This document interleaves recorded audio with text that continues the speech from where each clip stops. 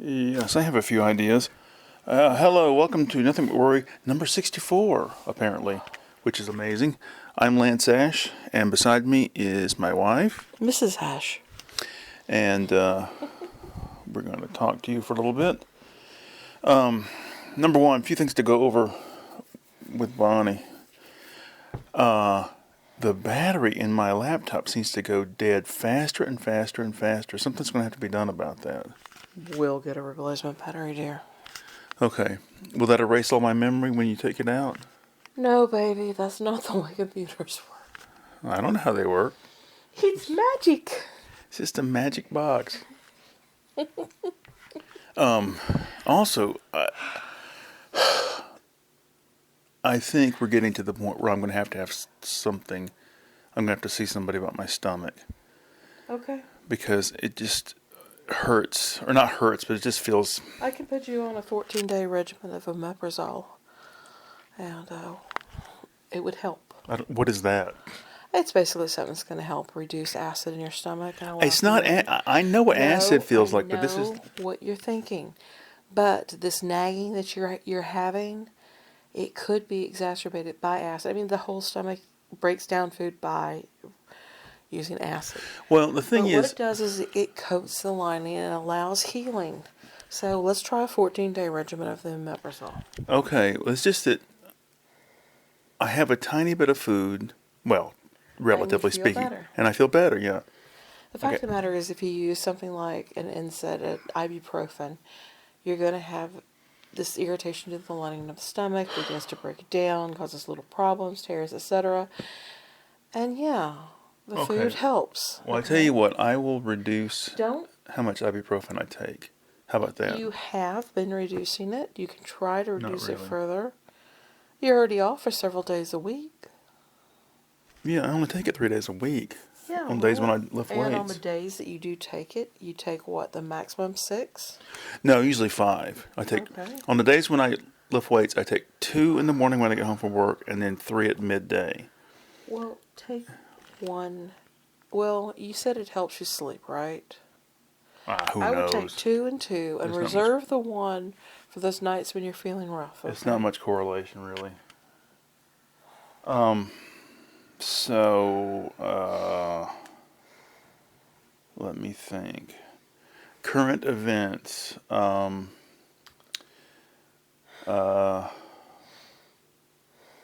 Work continues to be a nonsensical calamity. And you're getting And I'll more and go more ahead and irritated. say something. I'm going to go ahead and What? say something. Not that anybody's going to hear this or listen, but I was walking around the building yesterday, and on one of the bulletin boards, they had a little, not little, but the standard copy or paper size thing up saying basically what to do in case OSHA inspectors come to the building. And the thrust of the document was limit what they see. Don't open your mouth and say anything that might lead them to see other things, and hustle them off the property as soon as possible. Okay, if you're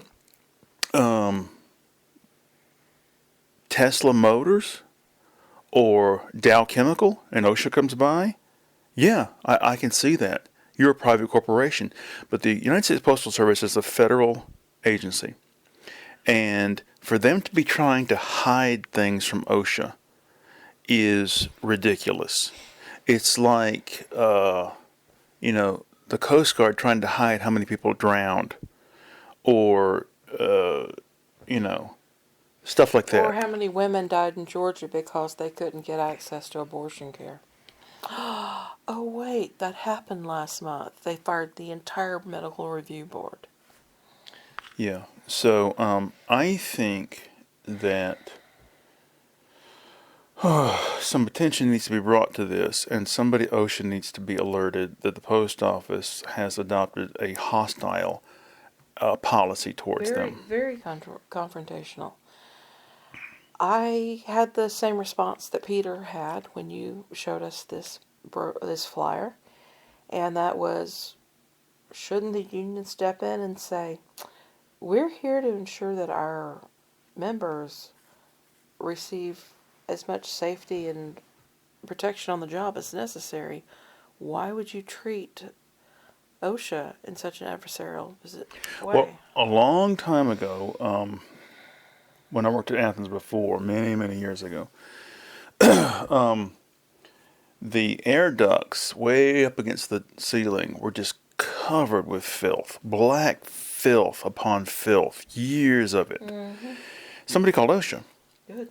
And the next day, after OSHA come by, they went through the building demanding to know who called, we must know who called.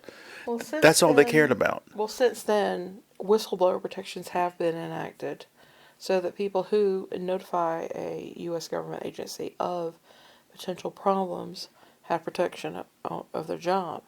So they can't even make those kind of inquiries anymore. Of course, with the billionaires coming into power, further solidifying the billionaire influence and power, they're probably going to end up doing away with a lot of these safety regulations. They want to do away with OSHA. They want to return to the days of the Triangle Fire. What was the name of the Triangle Factory Fire. Triangle Factory Fire, where these women died Yeah. because there were not proper safety measures in place in case of a fire. If you ever want to get depressed, you should look up the number of actions against unions and people attempting to unionize here in the United States. They literally massacred a town of people. I think it was out in Colorado. Numerous people were killed throughout the history of unionization here in the United States. That's what they wanted to go back to. They want that kind of confrontation. Well, like I said, I have heard this from so many people over the last 40 years. Even members of unions say this. They enjoy the union benefits, they like all that, but at the same time, they hate unions because they think that what the union is really for is to ensure that lazy people keep their jobs. And the reason that they feel so strongly about that is because they have such resentment for other people in the building that they feel aren't pulling their weight the way that they are. I can't believe that they saved so-and-so's job. Just let it go. Just let it go. Many years ago, I used to get all incensed that people were getting away with murder, and I finally Standing around yapping on the job. That's I what's going on with finally me. I finally just adopted the policy of if I'm so upset that they're goofing off, then I'll just goof off too. I'm not going to get in a lather about it. It's just not worth the trouble. Because the minute you start trying to do something to get management to stop them from being lazy, they will sneak around behind your back and go, he's in the bathroom 2 minutes. He was on break 2 minutes long. He went over there and stood and stared at the clock for 30 seconds. They will find a way to get revenge on you. There is the time that you also reported somebody for doing nothing basically on the job, just not working at all. And the manager went to the person and said, Lance said that you're not working. Yeah, they always do that. What the fuck? Because management doesn't want to be harsh. We had this guy It's years not our ago. fault. It's their fault. We had this guy years ago fill in as he was one of us, somebody who worked alongside of us, and they let him fill in for supervisor like one day. And he told us, he gathered everybody together and said, if any of you have a problem with somebody not working or goofing off or whatever, he goes, I don't want to hear it. Well, here's the thing, Jack. It's your job to hear it. I'm sorry. Whatever. Anyway, all right. So that's the job, and it's it's going to be that way until I finally am able to get out of there somehow. Get the fuck out of there. When Reed was working in Norcross, she worked at a place that was predominantly black. I mean, like 90% black. And Reed's attitude was, I go in, I do the job, I don't stand around and run my mouth. Well, one of the girls in there got it in her head that Reed must be a racist because she don't stand around talking with everybody else. And so Reed was taken aside by her supervisor. He said, we've had a complaint. And she goes, no, I don't have any problem. She said, the only problem I have is that I'm working while other people are talking. I don't think I should be wasting the company time. And at the time, she had a black roommate and boyfriend. And she went home and told him what had happened. He goes, I think you and I need to go up to the store tomorrow, and we need to make certain that everybody knows we're a couple. And that's exactly what they did. She told me that they flat out asked her, we want to know, are you a racist? Can you imagine asking somebody like that? She was just... Tell the story about how innocent Reed was when she was little. She didn't even understand. We didn't... People were just people. We didn't have designations in our household. It never occurred to us to go, that is a Hispanic person, that is a black person, that is a whatever. Reed referred to all People black, by general. all black people and all Latino people as brown people. That's just because that's how she couldn't find a way to describe it otherwise. She just went by, oh, they look different. If that person over there, the brown man. And it was a certain amount of innocence on her part. I showed the kids a photograph of my old girlfriend and me from like, geez, this must have been 89, 88. And Reed said, you dated the brown girl. It was just... Yeah. Trying to think what else has happened. Had to go get a bone density scan today, and the only other time I had a bone density scan was at my old endocrinologist many years ago, and it was a very pain in the ass procedure because you had to sit still, you had to lay on your side, they had to, it was very awkward to lay in the positions they wanted you to lay in. So I was expecting it to be like that. Well, apparently the piece of equipment that they had was primitive compared to what they have today, because it was no problem at all. Did you get an injection with this? You did, right? No. No, not at all. Mm-mm. Huh. It's basically a laser that reads straight through your skin. That's what it is. And or something, I don't know. I was wondering because they told you not to take calcium supplements, and I thought, is he getting an injection that's going to be hampered? Okay. So it was just a scan. All right. That's interesting. And yeah, and the table I was laying on was padded, and they had a pillow for my head and a cushion under my knees. The thing I was on years ago was just a hard plastic surface with like dots on it to where you're supposed to line up your bones on it or whatever. And it lasted a long time. This didn't last but maybe 15 minutes. I was amazed at how few people there were today at the outpatient center. I guess it was because of the holidays and such, but when I went in just to get my hands scanned. I have arthritis, and the joints are really bad to the point that my doctor and I looked at it and said, maybe there's some abnormal bone growths. And there aren't. It's just osteoarthritis. But when I went in today, there were very few people there. And so the person at the desk was very attentive. And a gentleman, an older man, brought in his wife and had to leave her for a moment to get the grandkid out of the car. And the receptionist, went over to this lady and moved her out of the path where he'd left her near where the doors would open and chill her. And she moved her to a spot where she'd be warmer. And then later on, she went up to the lady and she goes, "Are you all right? Are you cold?" She goes, "I'm a little bit cold." She goes, "Would you like a nice warm blanket?" She's like, "Yes."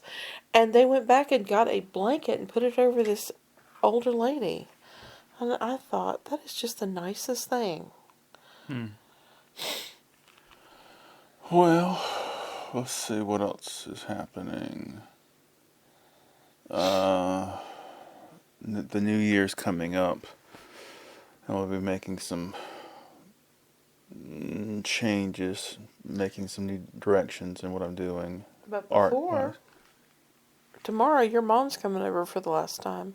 Yeah, my They're moving to mother is Montana. coming. My mother's coming over to visit tomorrow, and our kids will be here. And she hasn't seen our kids in a long time. She did see them a And couple months ago. I took them when I was taking care of her. and since my mother's going to be moving to Montana soon, she's not going to last out there very long. No. So probably the last time she sees us or the kids. And then after she leaves, Bonnie's parents are coming over. Yeah, we're just having dinner with them. Something simple. And are Reed and Peter's boyfriend and girlfriend coming over too? No, they're not. Okay. We decided it would just be a family thing. Okay. Just saying goodbye to Jane, and it just made sense. Yeah. But we're going to have a simple dinner of like black bean soup and homemade rolls. You know what's disappointing is that I'd like to show my mother, the studio I've built here in the house and some of the recent work. But to be honest, I don't even think that she would take it in. I don't think that She's so senile. Yeah. And anyway, I'll tell you something odd happened today. My schedule was all off today because I had to be at this this bone scan thing at 3:00. So I'm normally asleep at that time, so I had to sort of shift my sleep around. Well, on the way home from the bone scan thing, I said, "Well, Trader Joe's is right here, and I'm out of those peanut butter pretzels, so let's get those, and we can get maybe something for lunch." Red pepper paste. Red pepper paste too. Yeah. So we got the Greek feta feta. spiral thing, and we got the breaded cheese curd thing. So it's a hell of a lot of cheese. And while I was waiting, I was so hungry. I made a spinach and cheese wrap in a tortilla. So I had that. I had Swiss cheese, and then I had the cheese curd cheese, and then I had the feta or whatever the hell it was in the wrap. I mean, in the spiral thing. And then I went to bed. I slept almost 4 hours. Well, cheese is known to trigger intense dreams, and it's because it irritates your stomach, and that in turn agitates your brain, and you have weird dreams. I had this. Now, this is a whole chain of events here. I had this dream I was in this basically a virtual reality game that was very immersive, and there's a Japanese term called kawaii, which means cute, and it's a culture of Hello Kitty's part of that and all this. Well, this game was like that, and it was no point to the game. You didn't have to do anything. You're just in this other world, and in the game you could enter other games, which was weird. So anyway, it was a very, very cool dream, and when I woke up, I stood up by the bed in the dark, and this random chain of words came in my head to name the dream and to name the game, and oh God, I can't think of it. I got it written down here somewhere. Hold on. Oh shit. Okay, the Envelope Violation Resting Act is what that came in my head.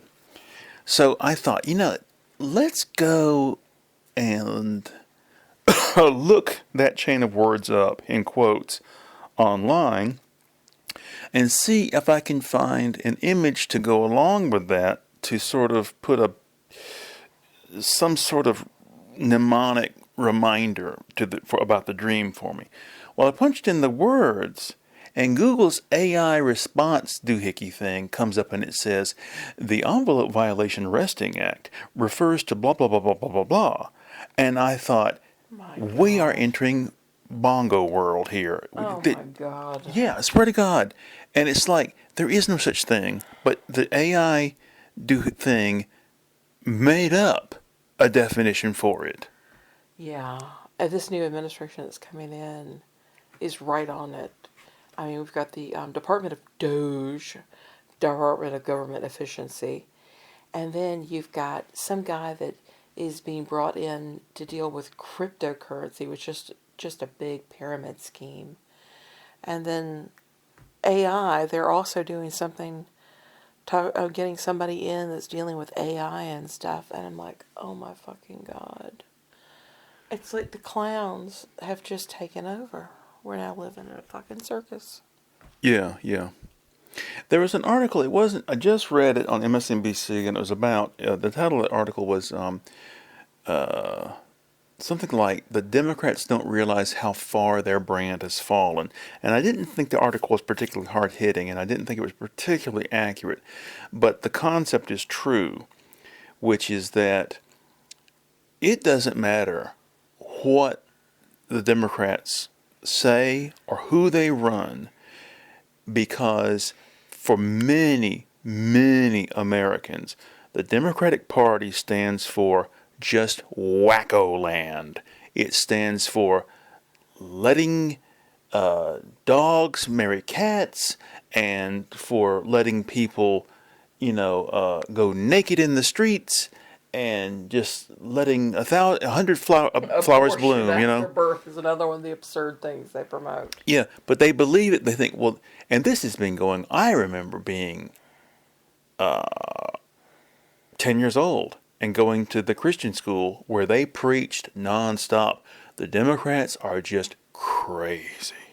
They want to take your tax money away to let some lazy minority eat steak every night.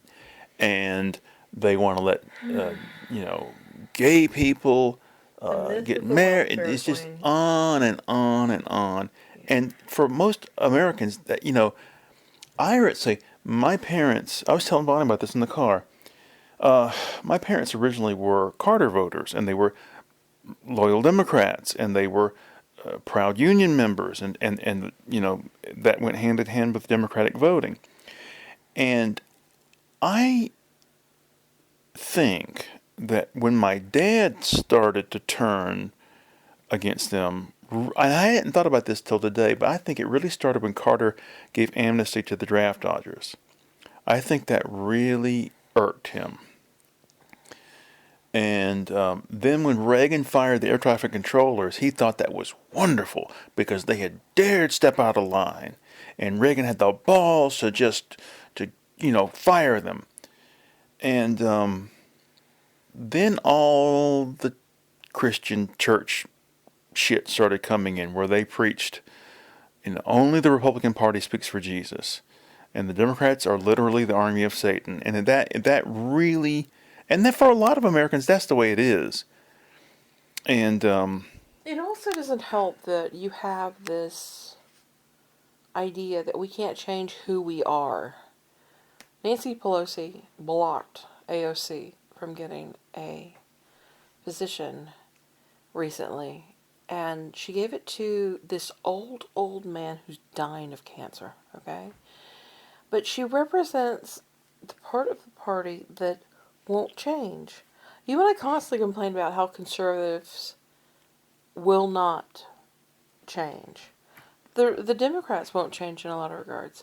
And Nancy Pelosi is part of that old vanguard, holding on to these crazy antiquated ideas, when in fact people see what AOC and her group of progressives say, and they say, yes, we do want subsidized health care. Yes, we do want subsidized child care.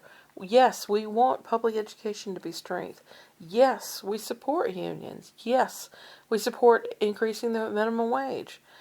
And yet, the Pelosi's of the Democratic Party are like, oh, we can't do that. We're beholden to what big business and corporate American capitalism. And well, I was just about to mention something related to that.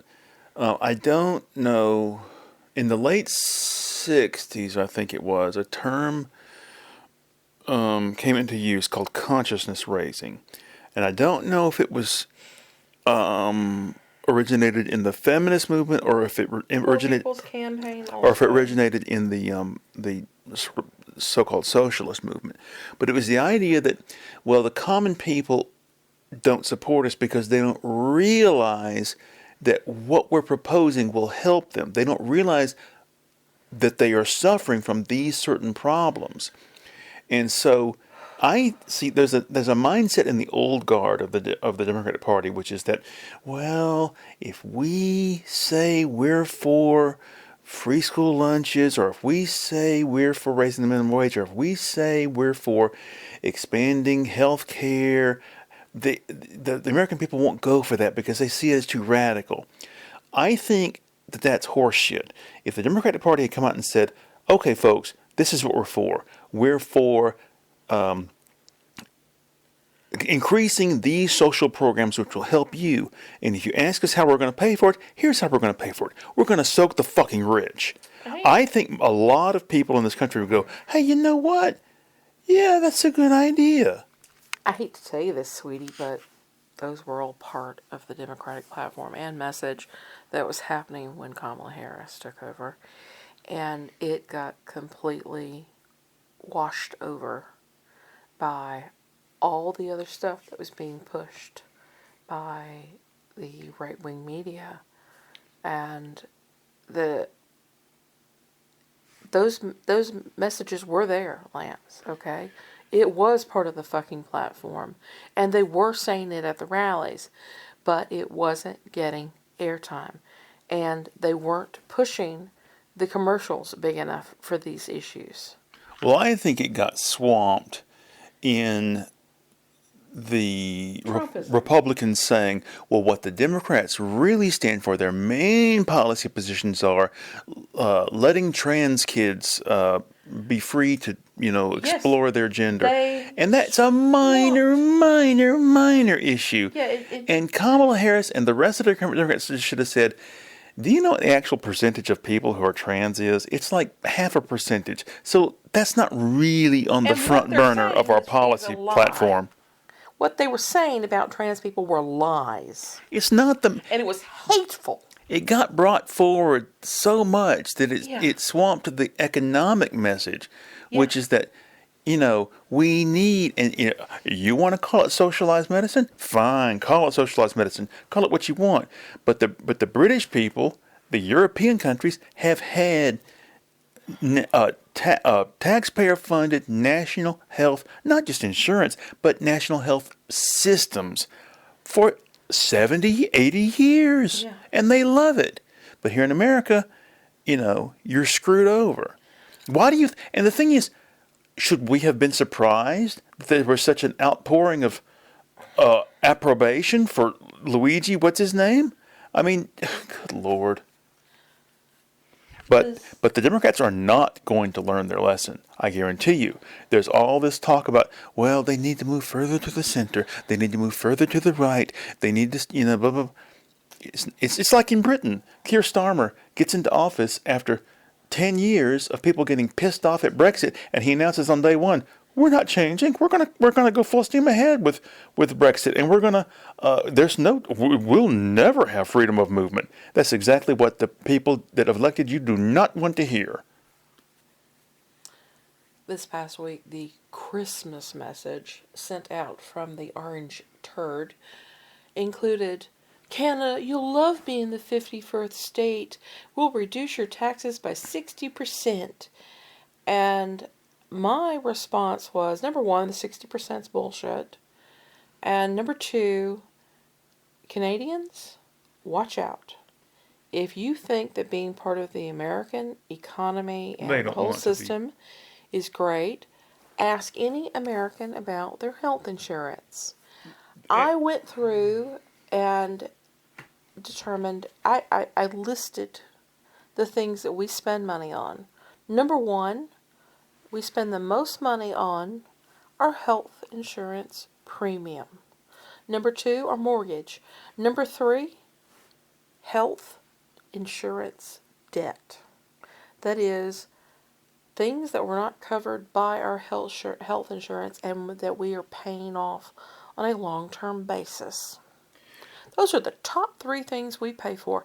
And number 1 and 3, the health insurance premium and health insurance debt, outweigh all the other things on our list. And that includes automobile payments, automobile insurance, automobile repair, gasoline, groceries, utilities, savings, and miscellaneous. Well, the Canadian people know that We're fucked up. they know that if they became part of the United States, their national health system would be gone like that, and Yeah. they like their healthcare system.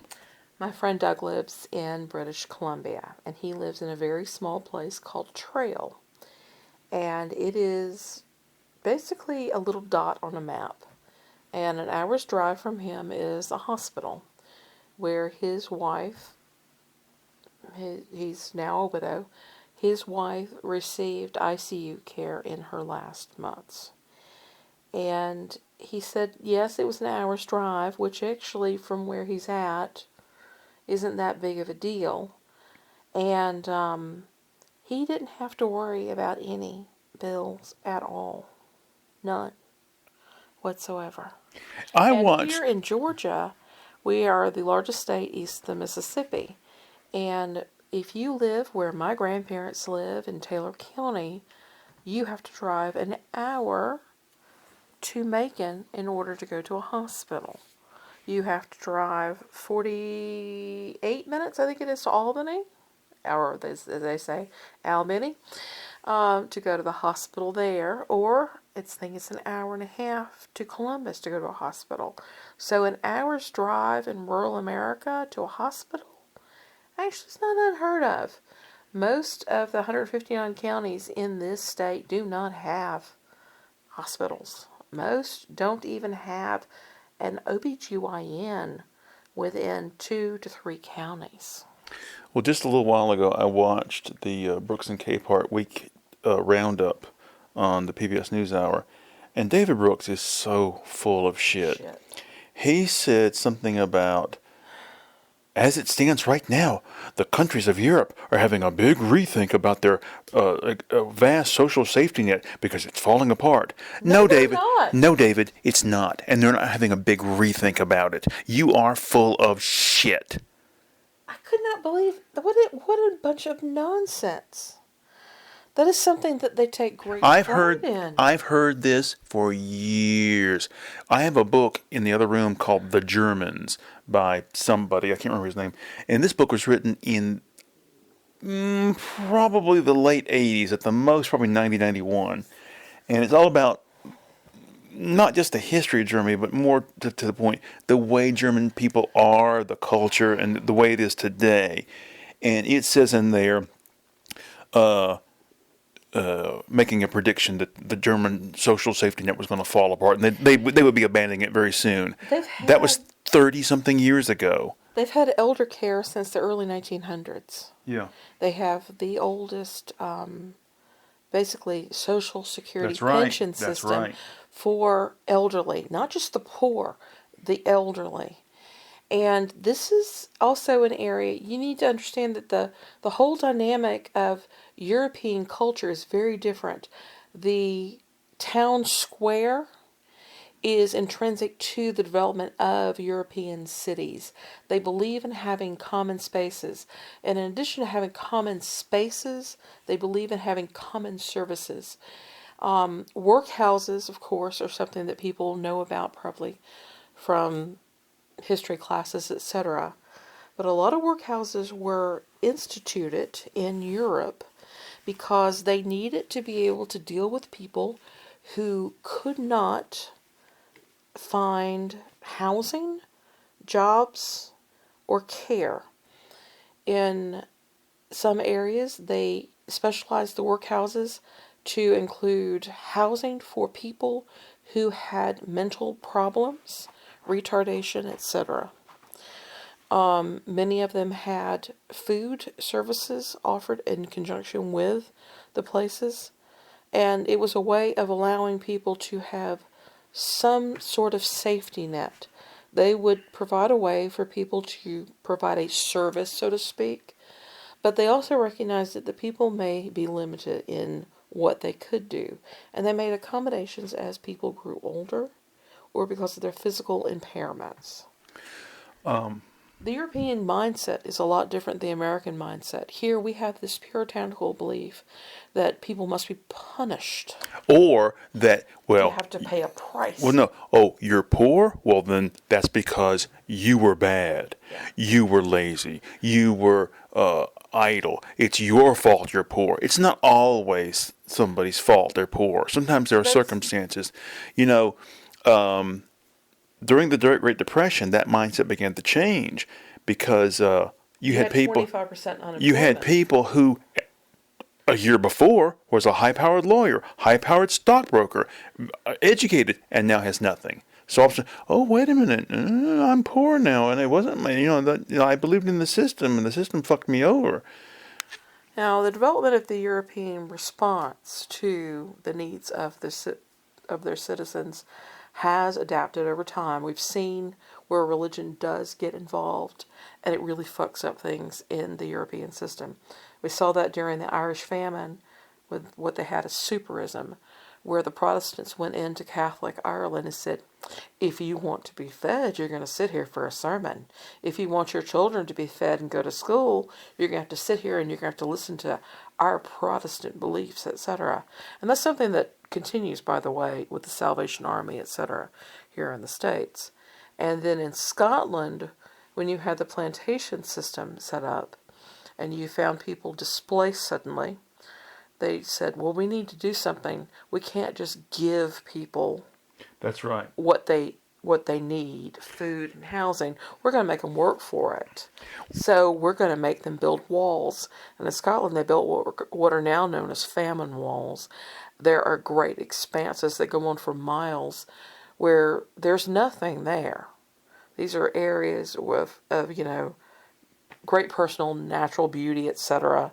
Now in modern times, but in the middle of them you will find these walls that go on for miles. And they felt like people had to work in order to be fed. And that is something that is prevalent here in the U.S. How many times have I heard over the years, well, if you give them something, they won't appreciate it. Teach a man to fish. And it's like, well, I'm starving. Give me something to eat. I can't give it to you because you won't appreciate it. I guarantee you a full belly will be appreciated. Yeah. I do online reviews, among other things. And the Salvation Army, what is it, mission over at Homewood Hills, I wrote a review of them. And I said, everybody in here that works here looks like they need a good meal and new clothes. And that's really sad because it shows what they expect out of people. They have people in there that basically are too thin. They should be hooked up to an IV with Ringer's lactate and given nutritional supplements. Yet they've got them working in this thrift store, which I don't go to anymore. I find it revolting. I didn't know they had a thrift store anymore. It's over at the Homewood Hill Shopping Center. Where's that? It's where Taqueria La Paria is. That's not Salvation Army. It's not Salvation Army. It's United Mission. What It's is Mission it? something. I know that. Yeah, it's that's a one of- nasty thrift store. It smells like pee-pee in there. It's bad. And I can't go in there because it's so sad. And the people they have working there are so sad. And they have this religious music, this radio station on that's constantly preaching. It's like, what the fuck? I'm leaving. It's a pitiful place. Yeah. It's one of those that sets up these houses where people have to come and they'll give you a bed, but you have to go and listen to a preaching for every meal. Yeah. All right. A few more things. I'm trying. This is the last weekend of the year. I'm trying to get one more painting done for the end of the year. I don't know if I'm going to be able to do so, but if I do, I think I'll have 37 for the year. I'm also currently rereading Naked Lunch by William S. Burroughs. Oh And, boy, you know, how is that? It's it it's basically, I mean, aside from the fractured narrative and the what am I starting to say? Hallucinations. No, the hallucinatory tone, it's basically all about being addicted to heroin. Is this And the guy who is an exterminator? no, that's a different book, Which one was that? Exterminator. Okay. I don't remember that being the title. But I thought the book was more experimental in that I thought it was part of the cut up technique phase of his writing, but it's not. The books that he did with the cut up phase are pretty boring, to be honest. But there's a lot of interesting writing in it, but a lot of it is really depressing when you think about. He is describing it's somebody who is very familiar with being a heroin addict, describing the minutia of it and every single little aspect, and it's really creepy. Because I know about severe alcohol addiction and all the crazy shit that you go through to get some booze when it's Sunday and they don't sell it, or your parents are taking your car keys away so that you can't go get any more booze because they think, oh well, I wrote a song about that a while back, years ago. Gee, I almost want to reread some Bukowski. Almost. Bukowski's redeeming quality is that he can be very funny, Yes, he can be. and but anyway, so I'm rereading that. Do you remember when I read Post Office? Yeah, I was in the. I went to the emergency room for DTs. DTs for withdrawals, and they didn't do shit because they don't care. Because the medical establishment's mindset towards that is, well, I'm sorry, you'll just have to suffer through it. That'll be your punishment. That'll teach you not to drink again. It doesn't teach you shit. Well, can't you just give me a vitamin? I told the woman when I finally got back to be seen, she's like, well, we can give you a phone number of, a group therapy session that you can go to, or, that kind of thing. I'm like, well, I feel awful. I haven't slept in 3 days. Can't you give me a vitamin B shot? Oh, just give you a vitamin B shot, make you feel better? We can't do that. We should have just taken you to the You know what? place across from Kroger. I should have said, well, I tried to slash my throat with a broken piece of glass. They would have admitted you for several days. Yeah, they would have done something. You could have gone through the DTs there in the hospital, chained to a bed. I can't tell you how many. It was always a struggle to get enough booze, and I can't tell you how many times I would fall asleep drunk, knowing that when I woke up, I was going to immediately need a drink, and dreaming, it's okay. You've got a bottle under the bed. You've got a bottle under the bed waiting for you. Don't worry. And in the dreaming that and believing it, and waking up and going, and looking under the bed, and there is no bottle waiting for me. It's no way to live. And I can't imagine how much worse it must be to be hooked on something like heroin, where you have to have needles and, it's illegal and all this shit. I worked with this guy that smelled of smoke all the time. And at one point, he disappeared for several days. And he finally showed up for work. I'm like, are you okay? And he said, I slept for 96 hours straight. I knew he had problems. I said, 96 hours straight? He goes, yeah. I said, you smoke. How many times did you get up to smoke? He goes, I didn't get up at all to smoke. I said, you need to go and get an MRI. Something's seriously wrong with you. Because if you are an addict at some point or another, you have to get up and get that addiction fed. Yeah. Oh my goodness. Well, what else is going on? There's a new Wallace and Gromit movie out, and I had no idea. I think I knew that they were working on one maybe a year or two ago, but I didn't know they had a new one out. I can't believe you sent me a message saying, let's go see this at the theater. I said maybe. We could. We hate the theater. We fucking hate the theater. Yeah. Why would you? That's cinema for those of you in the UK. Yeah. I don't know. I like to see it. Maybe in the year or 6 months it'll be out on streaming or something, and we can watch it here. Exactly. And we can go get a pizza. Shut up. Wait, I can get one at Mellow Mushroom that's vegan. They have a vegan there that it's a vegan cheese, vegan sausage. Bonnie won't risk having anything to do with dairy. There's a good reason. When Peter and I were eating up the stuff 36 hours after the last time I had a mozzarella ball at Thanksgiving, 36 hours I spent in inflammation hell. I had to go on steroids after that for 3 days, and I was on the toilet for 12 hours. When Peter and I were eating the cheese stuff from Trader Joe's today, Bonnie was looking at us like she's like, No, actually, I wasn't looking. I was saying out loud, I hate you both. I hate you both. I hate you both. Because it smelled so good. There's nothing quite so good as the smell of baked cheese. I had my first slice of that Greek spiral thing, and it was pretty good. When Peter got his, he put marinara on it. I was like, "Oh shit! I should have thought of that." No, I put the red pepper paste on it. Was it good? Yeah, it was pretty good. It was. Bastard, I hate you. Yeah, it was pretty good. It would have been so much better if it had been slightly burned, to be honest.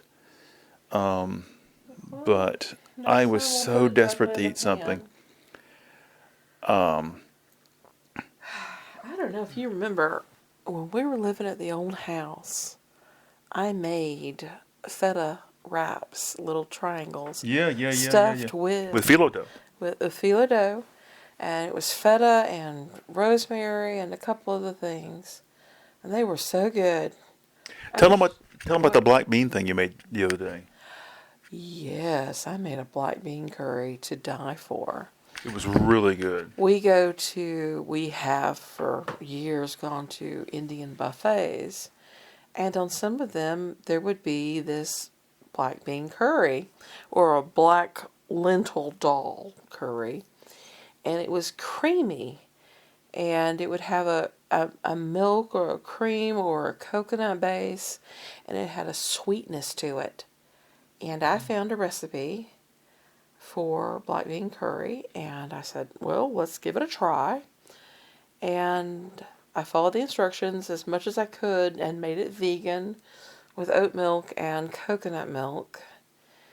And I tasted it, and I knew what it was lacking, so I added more of the vegetable stock, and then I doubled the sugar. It called for sugar. And that was what took it over. It made it right. I couldn't believe it. But I had to increase the coconut milk from, the recipe had called for 1 cup of heavy cream. So I used an entire can of coconut milk. But the sugar was only a tablespoon, and I doubled that. And I had to bump up the bouillon cubes to increase the saltiness and the depth of flavor. It was perfect, wasn't it? Yeah, it would have been perfect if we had some real naan or roti or something, you know. I have not had luck making naan because I want to try it without yogurts, and I can't find any good ones without yogurts added. Because again, I can't have the fucking dairy. Or else it sends my autoimmune system into overdrive. Kill. Okay, we've been talking for 40 Yeah, we should call it quits, don't you 49 think? minutes. Yeah, because I need to make these videos and post them tonight because I'm not going to have I want any to time get back tomorrow. to my Martin Beck novels too. Okay, cool. That'll give me a chance to use the computer. Ooh. At some point, I'm going to need my own scanner, you know. Did you have any of the Indian rice I made tonight. Yeah, I had with it. the toasted cashews. Yeah, it was good. Really good. Yeah. Anything else to add before we go? I love you. I love you too, sweetie. You're my bestest. Let me bestest see. friend. Let me add some things real quick. You're my best friend too. Let me add something else real quick here. I've been getting into listening to Italian film soundtracks again lately, and what else is on the list here? The calendar pattern for this upcoming year is the same as the calendar pattern for 1975. So I was thinking about getting an old 1975 calendar and using that this year, but that is not going to happen because of the expense. You would not believe how much they. $40, Yeah, $50, it's it's ridiculous. And plus, all you can find are like either kitchen calendars or Marvel Comics calendars from that day. Fuck. That's not what I want. I want something goofy. All right, we're out of here. See everybody next week. Bye.